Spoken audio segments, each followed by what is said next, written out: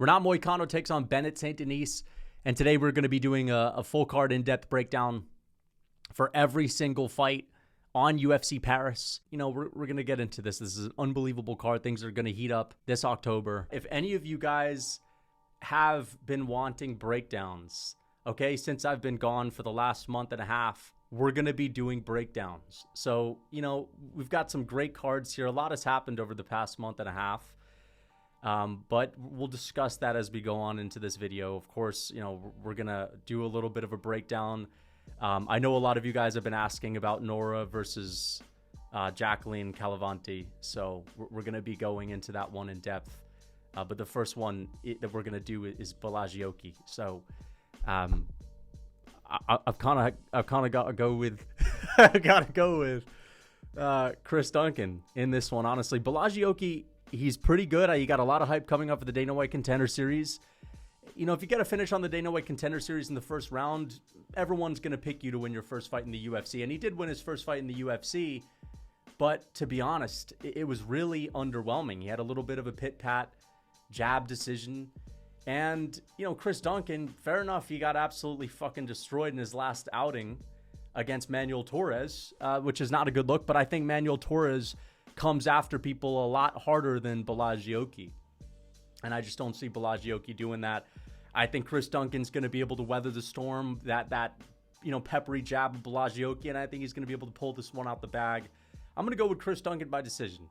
All right, I'm going to go with Chris Duncan by decision as we get into Nora Colonoli versus Jacqueline Cavalcanti.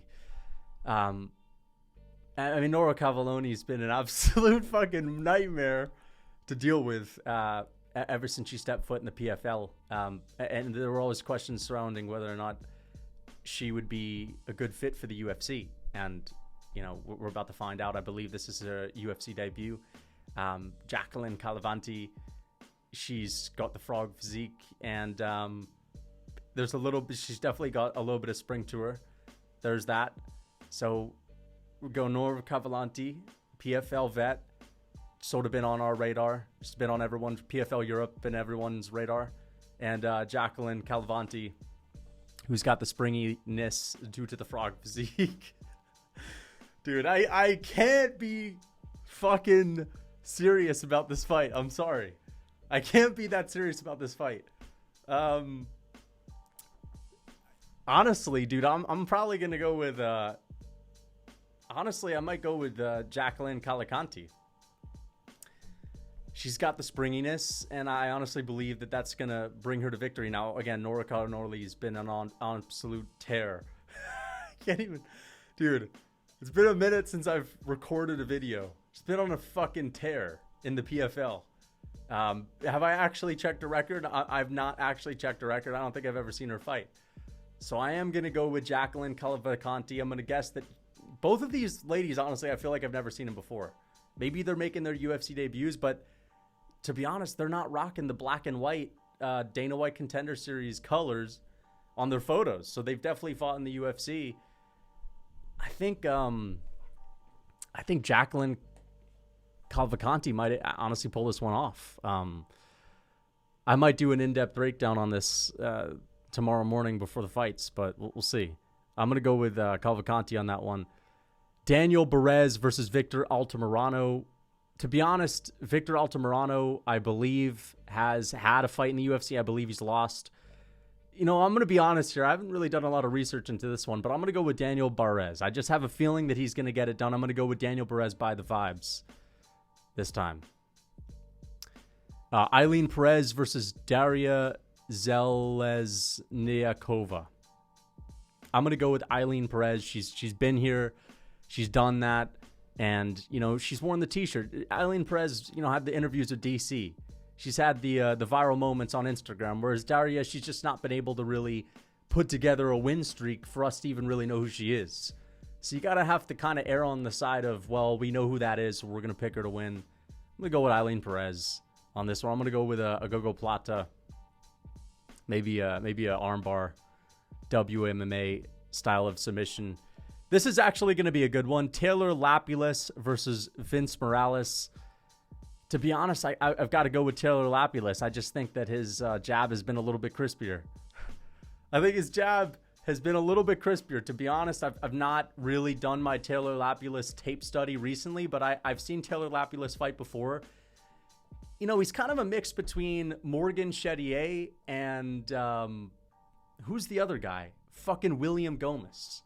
He's a little bit of a mix between. He's got the sturdiness of a Morgan Chedier. He's got a little bit of aggression, but he's also got the sort of low output of a William Gomez. You know what I mean? He's not going to fully commit. But I think that you have the best of both worlds. You've got a little bit of that extra aggression, but a little bit less of the non-ability to commit. So I'm going to go with Taylor Lapilus to win this fight as we get on to this one. This is actually an easy fight. Ludovic Klein's been on an absolute tear. I cannot believe that the first few times I saw Ludovic Klein fight, I thought he was terrible. You know, I think he was fighting... Who is it that forgot he had legs against Ludovic Klein? Was it, I think it was Bilal's training partner, Bahamondes. Yeah, Bahamondes lost to Ludovic Klein, and since then, Bahamondes has been really solid. He's been great, but I expected him to run through Ludovic Klein. Ludovic Klein beat him. I think that was the UK card, Usman versus Leon Edwards 3, and I was shitting on Bahamondes for losing to Ludovic Klein, but since then, this guy has been destroying people. All right, Ludovic Klein's looking like a world beater recently. Beating Thiago Moises better than Benoit Saint Denis, just destroying Thiago Moises, making it look clean, making it look easy. I don't think he did it as quickly. I don't even think he finished him, but either way, Ludovic Klein, he's looking like a future ranked guy, whereas Roosevelt Roberts is kind of, you know, this is a lightweight Volk victim, if you guys know what I'm talking about. This is basically Roosevelt Roberts is the guy that was on the McGregor Tough season. Now, he's one of those guys in the McGregor Tough season where he's got long-rangey ability to snipe you, and he knocks 37-year-old jiu-jitsu nerd out, and you're thinking, oh, wait a second, this might actually be, you know, Kevin Holland 2.0. But then he gets in the UFC, and he just gets, you know, fucking destroyed, picked up, slammed, submitted, finished in the first 30 seconds against Mateusz Raumbetsky. And you just can't look at him the same. Roosevelt Roberts, if you're getting smashed by Mateusz Raumbetsky in 30 seconds, I don't think Ludovic Klein's necessarily going to do it in 30, but he's definitely going to do it in 3. He's definitely going to be able to pull it off in at least, in general, he's going to be able to pull off the win. That's what I'm saying. Ludovic Klein's got good boxing. He's got solid takedown defense, not like Roosevelt Roberts is shooting on anybody. I don't think he's ever shot a takedown in his life, to be honest. I just think, you know, if Roosevelt Roberts wins this, then styles make fights. It could not be more true. That's got to be the phrase that you utter every single time you're breaking down a fight. But I don't think styles make fights is going to save Roosevelt Roberts. I think he's just biting off more than he can chew here. I think Ludovic Klein, really well-rounded, phenomenal body kicks, good boxing, good output, and he's actually, like, imposing his will these days. And he's strong, and he's got a really good takedown defense. Look at how he was sprawling takedown attempts easily from Thiago Moises. And Thiago Moises is, not really known for his wrestling, but it's somebody that's going to grapple, someone that's going to grapple better than Roosevelt Roberts. I'm going to go with Ludovic Klein by finish, first round TKO or second round TKO. I don't think Roosevelt Roberts is going to have it in him to even get past the first round, to be honest. I'm going to go with Ludovic Klein. I don't know why he's fighting Roosevelt Roberts after he was able to get past Moises, but yeah. Undefeated Omar Sy coming off of a first round submission. I forget who he was fighting.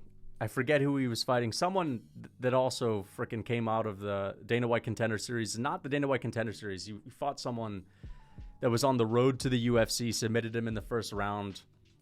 Whereas Dawn Young, Dawn Young's kind of been chugging along in the UFC, and you kind of have to say to a guy like Dawn Young, how does he keep doing it?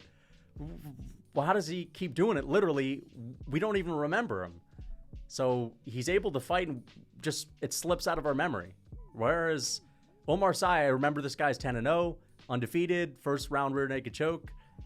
And I'm going to go ahead and say that's a guy that knows how to impose his will. Whereas Dawn Young, we're forgetting. And if we're forgetting, it's not a good look. All right? So I'm going to go with Omar Sy to get that one done by a first-round submission. Ion Cutelaba versus Ivan Ursulin. Ivan Ursulin definitely looks like a guy that just got into the UFC a little bit too late. He doesn't have his photo. Whereas Ion Cutelaba, we know what he does. Every now and then, if it's like one of those fights where his back is up against the wall, he's lost 3 in a row, maybe he'll clinch him up, have a close fight, ugly fight. But when Ion Cutelaba has things going and, he's doing all right, he's not on the verge of getting cut, then we see the best of Ion Cutelaba, meaning he imposes his will like a madman.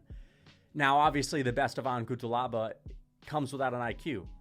So sometimes he goes up against guys that are just better than him, and they'll just be able to take advantage of that and destroy him. But Ivan Ursulin, I'm guessing this guy, let's see.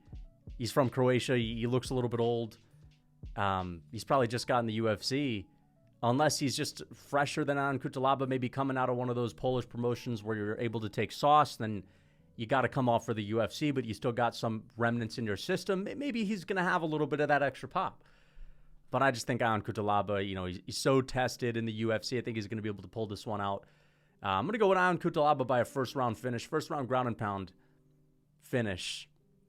Sort of like he did to Khalil Roundtree back in the day. As we get on to the main card. Firas Ziam versus Matt Frevola. Man, things are not looking so good for Matt Frevola. People were picking him to beat Benoit Saint Denis. Benoit Saint Denis head kick KO'd him in the first round, and he's back. This is the first time he's fought since. Firas Twigman Ziam. I believe Firas Twigman Ziam beat another one of the Twigmen. I forget exactly who it was. But I think he's coming off of a win. I believe he's coming off of a win. Underwhelming win. Listen, you've got Matt Frevola, whose only weakness seems to be his chin. He knows how to wrestle. He's got a good gas tank. He's got tons of power in his hands. He's aggressive. He can impose as well. And he's going up against Firas Ziam, Twigman, long, rangy ability, but just no pop. And, we did say the same thing about Jai Herbert, but Jai Herbert last time out went to war, had an amazing fight, gritty battle, showcased durability, ability to impose his will.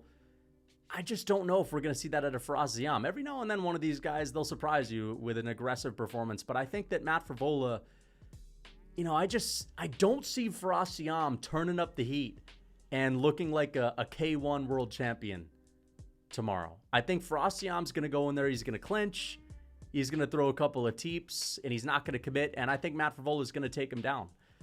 I think he's going to take him down. He's coming off of a brutal KO, and I think he's going to try to take him down, and I think he's going to try to beat him up, try to submit him. He's going to run the usual, Matt Serra clinic on him, the Serra Longo Weidman clinic. He's going to take him down, beat him up, try to Merab him a little bit, and I think he's going to be able to get this one done.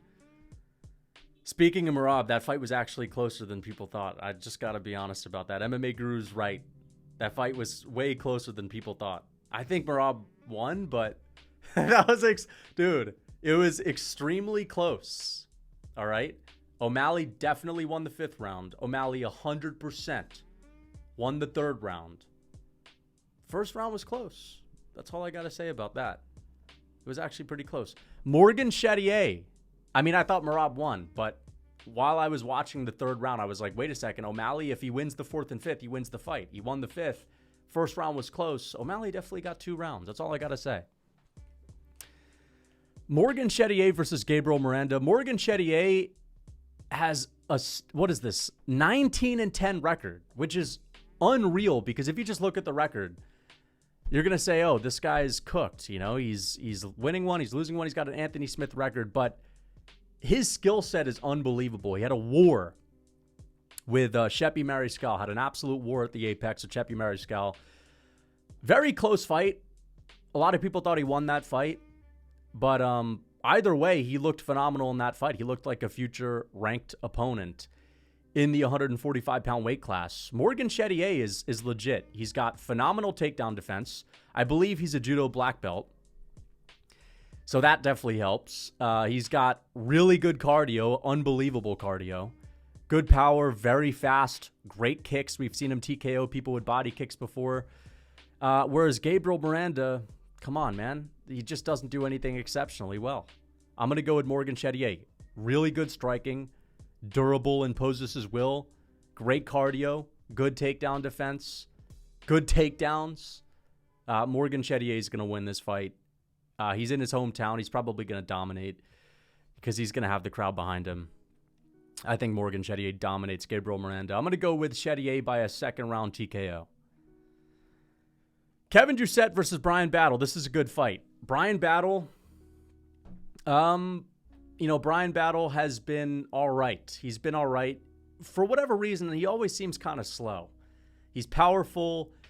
He beats people up. He imposes his will. He has a pretty good jab. He's pretty rangy, pretty tall for the division. But because, of course, he's a former, I think he used to fight at like 205 or something like that.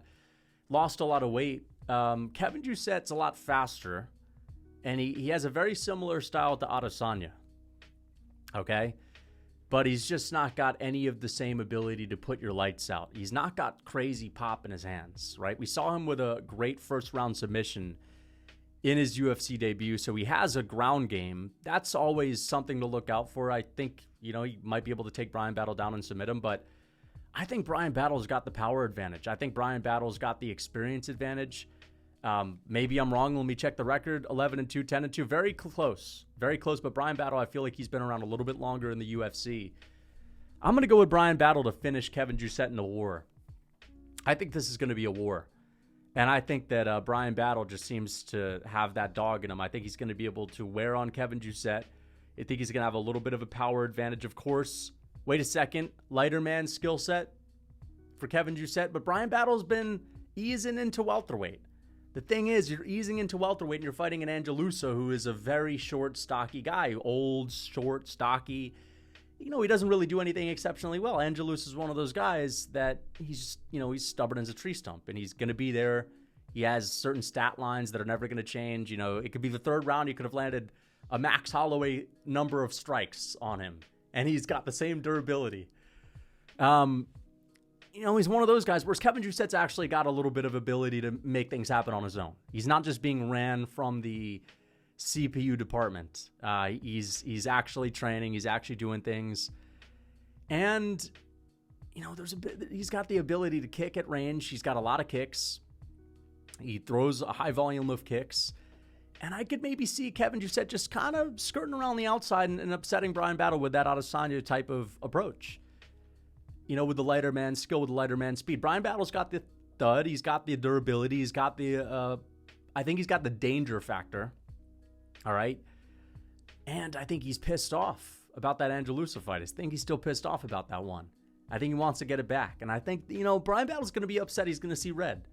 And I got to go with him. Anyone that gets angry in the cage wins. Of course, that's total bullshit, but this is actually a really good fight. I think Brian Battle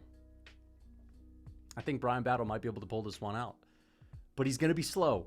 The thing is, though, it's like the lighter man skill only works 90% of the time. Sometimes you got a guy like Brian Battle who, he's the type of, this is like a Renato Facardina Kevin Lee situation where I'm not like super confident that Kevin Lee wins. But this is one of those situations where I feel like I can't be too confident in the lighter man skill. I think Brian Battle wins. I think he's going to knock out Kevin Doucette. I think he's going to KO him. So I'm going to go with Brian Battle on this one. I'm going to go with Brian Battle, war, third round, second round. I'm going to go with late second round TKO. Late second round TKO, Brian Battle slugging up against the fence against Kevin Doucette. And I think he's going to tee off on him. I think Kevin Doucette's going to gas. I think he's going to tire out. Brian Battle, I think he's a little bit grittier. I think he's willing to be a little bit gritty. And I think he's going to get it done. William Gomez versus Joe Anderson Brito. I was extremely disappointed in Joe Anderson Brito's last performance. He looked great in the first round against Jack Shore. He was freaking chopping his legs down, beating him up. Jack Shore, honestly, we know Jack Shore is not big for featherweight. He should not have moved up to featherweight. So it was like watching a heavyweight kick the legs of a lightweight. That's honestly what it was like. You know what I mean? Joe Anderson Brito's got a lot of sting. But then, in the second round, Joe Anderson Brito resorted to just clenching Jack Shore up against the fence and kneeing him to the thigh. And I don't understand what that was about. You know, Joe Anderson Brito, I think I was saying Gene Silva was the real Joe Anderson Brito because of that performance and because of the performances where Gene Silva's been actually slugging with people, knocking people out, destroying people. And Joe Anderson Brito, again, you know, a lot of these finishes, you know, he's got a couple of good finishes where, you know, swivel off the bottom and he'll do one. Who's that guy that fought Drew Dober that was the guy that fought Drew Dober, Alves, you know, that used to break dance and then Drew Dober TKO'd him and all that. Joe Anderson Brito's got a couple of these finishes where, you know, he'll just reverse someone on bottom, he'll get on top and he'll just TKO them. But some of these are like goofy finishes. And if you're actually watching Joe Anderson Brito's fights, he's not this absolute marauder. He's very strong. He's extremely explosive, but sometimes he's in bad positions and he's just losing fights. And eventually, you know, some strength advantage is present in a certain position. He uses that to his ability to change the position and he fucking TKOs someone. William Gomez is not going to let this guy get his hands on him. William Gomez is going to chop the legs of Joe Anderson Brito. He's going to skirt around the outside. He's going to run away. And I think William Gomez is going to be able to do that for 15 minutes. Listen, if Jack Shore, who does have the lighter man skill but is way too small, far too small, Jack Shore should be fighting a flyweight. If you've got Jack Shore in front of you and you're not landing consistent headshots on Jack Shore, and you're chipping away at the legs, first off, it's going to be a lot harder to chip away at the legs of William Gomez, who's rangier, who's got a better ability to keep distance. Whereas Jack Shore, you know, he's a guy that likes to box a little bit. William Gomez is not a guy that likes to box. He's a guy that'll let his hands go on the back foot, evading you. But I don't think Joe Anderson Brito is going to have him in his face. I think William Gomez is going to be on the back foot. It's going to be harder to kick him. Yeah, he could take him down. I could definitely see him taking him down, stinking it up. That's possible. I could see him stinking it up. But William Gomez is a really clean striker. He's boring, but he's a really clean striker. He's not fought for a long time. He's probably gotten a lot better. I'm going to go with William Gomez by a boring decision. I just think Joe Anderson Brito's got some issue. There was something, I don't know if he got injured, but why was he clinching with Jack Shore and kneeing him to the thigh? If he was destroying the legs of Jack Shore, what made him think that actually, you know how I'm going to adjust to already dominating this guy? I'm going to knee him to the thigh and get in a boring clinch situation. I don't understand what the thought process was there, but I don't like that. I think that's a very poor judgment from Joe Anderson Brito, and I feel like maybe he doesn't have the best fight IQ. You know? Maybe Joe Anderson Brito just doesn't have the best ability to adjust on the fly, whereas William Gomez, I don't think he's going to need to. I think he's going to be kicking with Joe Anderson Brito. They're going to be in France. He's going to have the crowd on his side. Any moment that he has is going to cause an eruption with the French fans. And I think he's going to be able to pull this one out. All right. Nasruddin Imavov versus Brendan Allen. So, of course, Nasruddin Imavov's coming off of a draw with Jared Cannonier. Unbelievable draw. Great fight. War. It'll go down as one of the best fights of all time. No one even knows who won that. You know, beautiful fight. Beautiful fight. But it's a little bit weird because it's like you would have loved to see him actually get a win, get a loss. A little bit, it's one of those things. It's just, we need to know a little bit more. Yeah. Whereas Brendan Allen's been chugging along. He's been, did he beat Chris Curtis? I honestly remember that fight was a war. Chris Curtis got injured in the last 10 seconds, which was a really bad look to the judges because he kind of crumpled up against the fence and fell down and started. I don't know if he was, making noise because he was in pain as well, but there was like a crazy last 10-second moment where Chris Curtis looked really hurt, which I feel like was a big reason as to why Brendan Allen won that fifth round. It was very close. I think it was 2-2 going into the fifth. Allen had a close fight with Curtis. Nasruddin Imavov's been looking good. And I think that the last fight that he had answered a lot of our concerns about his gas tank, because that honestly seems to be the only real concern with Nasruddin Imavov. His striking is legit. And power as well. Nasruddin Imavov's never been a guy with a lot of pop. Not only did he hurt Jared Cannonier on a couple of occasions, fair enough, he wasn't able to finish him, but he hurt him on a couple occasions.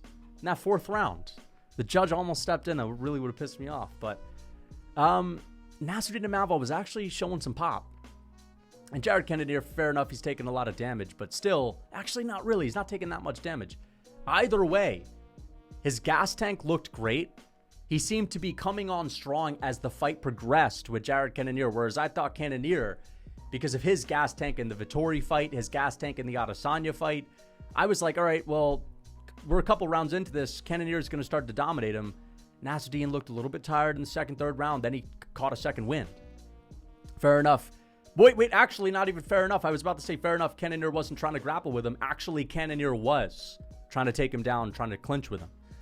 So Nasruddin Imavov against a guy that was trying to make it a physical fight, clinching, that was trying to put pressure on him, was able to look like he had a great gas tank. He was able to hurt his opponent on a couple of occasions, who was more dangerous than Brendan Allen, a better striker than Brendan Allen, was able to look really good in that fight. He was able to hit Strickland a lot more than a lot of other people were. Whereas Brendan Allen had a very close fight with, Chris Curtis, but I believe he was edging out rounds because of the grappling. And even though Chris Curtis has good takedown defense, he was getting his back taken on a couple of occasions. I don't think Brendan Allen's going to be able to consistently take Nasruddin Imavov's back like he was Chris Curtis. And I think it's going to be harder to take down Nasruddin Imavov right now than an old, worn down Chris Curtis. Chris Curtis is dangerous, but he's not as long and he's not as rangy. And I feel like Nasruddin Imavov can do a lot of damage at range. In Brendan Allen's preferred range. I think he's a better striker than Brendan Allen. His gas tank seems to be improving. He's in his prime. Brendan Allen's in his prime too. Both guys have pop. Brendan Allen's a phenomenal grappler. We saw what he did to Paul Craig, which was really impressive. It seems like a lot of people were able to do that to Paul Craig. I feel like we've overrated him for a long time. But either way, Nasruddin Imavov, he's got pretty good grappling himself. Now, Brendan Allen's a much better grappler than Roman Dolidze, so I think he will have a better chance of taking Nasruddin Imavov down compared to a guy like Roman Dolidze, who just doesn't have great wrestling. But there were a couple of moments where Nasruddin Imavov was on the ground. Nothing happened. I'm going to go with Imavov. I think he's going to finish Brendan Allen. Brendan Allen's been finished before. He's been TKO'd before. Imavov's got a really good chin. Something that I haven't mentioned before, but that's something that I've mentioned in the past. Nasruddin Imavov has an underrated chin. I never see this guy get rocked. I never see him get hurt. Wasn't getting rocked by Cannonier. I don't think he's getting rocked by Brendan Allen. He's going to have the French crowd behind him. I'm going to go with Nasruddin Imavov. Okay. Next one. Benoit Saint Denis, coming off of a victory over Dustin Poirier, just beat him up in the 1st round badly. And then, of course, unfortunately lost the 2nd round. Which was really rough for Benoit Saint Denis. But let's be honest, he struggled to get up to his own 2 feet after the 1st round. He had staff. Not saying, you know what? I'm not saying that Dustin Poirier would have lost to Benoit if Benoit was healthy. I think Poirier probably would have won, especially after seeing Poirier fight Islam Makhachev and seeing how he was able to survive a lot of the early grappling exchanges and how he was able to have some success against Islam Makhachev on the feet as well. Dustin Poirier did a really good job, but I think that Benoit Saint Denis is going to beat Renato Moicano. I think he's going to TKO him. I know that Renato Moicano is a crafty vet. I think that if this fight goes into the later rounds, the 4th or the 5th round, I think Renato Moicano wins. I think he's got a lot more experience to rely on. He's probably got a better gas tank. We already know his mentality is solid. And I know Benoit Saint Denis' mentality is solid too. He's very tough. But I just think Renato Moicano, I have a feeling that if this goes late, he's going to win. He's going to finish Benoit Saint Denis. But I don't think it's going to go late. Renato Moicano is not the same striker that he used to be. Renato Moicano got dropped in the 1st round against Jalen Turner. He's taken a lot of damage in his career, right? He was getting rocked by Drew Dober. And he's winning these fights. But again, Jalen Turner does like a little walk-off, doesn't jump on him. I think if that's Benoit Saint Denis hurting Renato Moicano, he jumps on him and finishes him. I think if that's Benoit Saint Denis being put in Drew Dober's shoes, I think after he rocks him, he finishes him. Renato Moicano, he's got phenomenal grappling. His striking used to be a lot better. He used to be so much faster, man. He used to be like a slightly less powerful Charles Oliveira on the feet.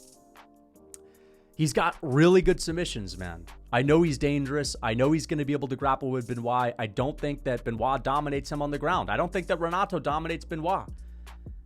But I do think that this is going to be decided on the feet, and I do think that Renato Moicano gets dropped a lot easier. I think Renato Moicano has been getting his head, popped around recently. He's been getting dropped by Jalen. He's been getting popped around by Drew Dober. And to be honest, we saw what Rafael Fiziev did to him. And that was, it was a big wake-up call back in the day. Now, I'm kidding. It wasn't anything crazy, but, it was an early stoppage still. Benoit Saint Denis is fresher. He's more durable. He's more powerful on the feet. He's going to have the French fans behind him. He's not going to have staff. And I think that at least gives him at least 3 rounds until he looks as gassed out as he did against Poirier.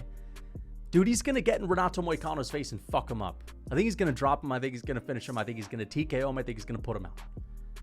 Now, Renato Moicano's tough. And Renato Moicano, he's got that mentality where he cannot afford to lose. But I just think that it doesn't matter, man. Once you get hit, once you get dropped, and you've been dropped before, and you're getting up there, and you've had the knee injury, you've been out of the cage, you're getting a little bit slower, you're not as fast as you used to be. You're going to need to grapple and have a lot of success with the grappling early. And I just think that Benoit Saint Denis with the judo black belt, with the strength advantage, I think he's going to have a strength advantage. I think he's going to be able to keep this on the feet early. And I think he's just going to finish Renato Moicano. I think he is. It's been a minute since he got KO'd by Dustin. What was that? March? So we have, or was that February? No, that was March. April, May, June, July, August, September. It's basically been 6 months. That's the equivalent of 3 years for a guy like Benoit Saint Denis. All right. I think Benoit Saint Denis wins this one. Listen, it's a damage thing. Renato's taking a lot of damage. He's taking a lot of damage. Later rounds, Moicano's winning. By the way, the TKO against Jalen Turner. It wasn't a submission, it was a TKO. Jalen Turner, dude, he fucking quit. I don't know what it was, but Benoit Saint Denis isn't doing that. He might. I don't think he's gonna. I think they're gonna be, getting pretty loud in France. I think Benoit's gonna go in there. I think he's gonna fuck him up. But I do think that Moicano is going to be able to pull things out if it goes into the later half. I think he's got the clutch gene. I think he's going to be able to pull it out in the later rounds. So, yeah. I'm going to have to go with Benoit Saint Denis by TKO. First round TKO. All right. Until next time.